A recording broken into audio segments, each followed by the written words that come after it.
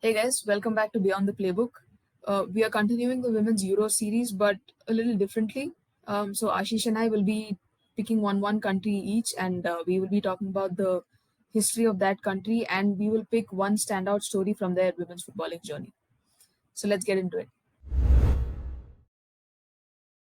So when we talk about women's football powerhouses, teams like the US, Germany, and maybe even Sweden come to mind. But there's one nation that has quietly made history, and that's Norway. Despite entering the women's game a little later than the rest, Norway are the only Nordic country to have won all three major international titles: the Euros, the World Cup, and an Olympic gold. So in 1987, they won the Euros after beating Sweden. In 1995, they beat Germany to win the World Cup. And in 2000, they defeated the USA to win the Olympic gold. And if you notice a pattern here, in each of these tournaments, Norway has beaten the team that had been dominant during that era or had been reigning champions. So historically, Norway have been dark horses. But since those golden years, Norway's journey has been very up and down. They were Euro runners up in 2005 and in 2013. They reached the World Cup quarterfinals in 2019.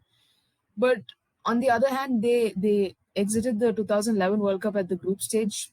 I think they faced Brazil, Australia, and Equatorial Guinea in that group. They faced heavy losses in the recent Euros as well, where they suffered their heaviest defeat ever in the history of their existence, the 8-0 thrashing to England. And also in the 2017 Euros, they didn't make it out of the group. In fact, they didn't win a single game in that group, and they had the Netherlands, Denmark, and Belgium along with them. So historically, Norway haven't been the most consistent nation, and it's even more surprising given the pool of players that they have at their disposal, like Ada Hegerberg, Caroline Graham Hansen, Frida Monum, Ingrid Engen, Guro Reiten, Maren Mjølda, etc. Now, there are plenty of reasons as to why the current generation, the golden generation of Norway, isn't delivering at the World Cup or in the Euros. But one main standout reason is the lack of a proper domestic setup. So let's look at Norway's squad at the 2025 Women's Euros, especially in the game against Italy in the quarterfinal. So out of Norway's 23 players, 4 or 5 of them play their club football in Norway.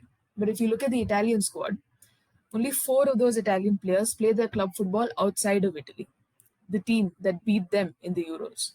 So that kind of club level chemistry and tactical understanding matters in knockout tournaments. Now the question is, why don't Norway's best players stay in Norway and play their club football there? And the answer lies in the league. So the Toppserien was founded in 1984.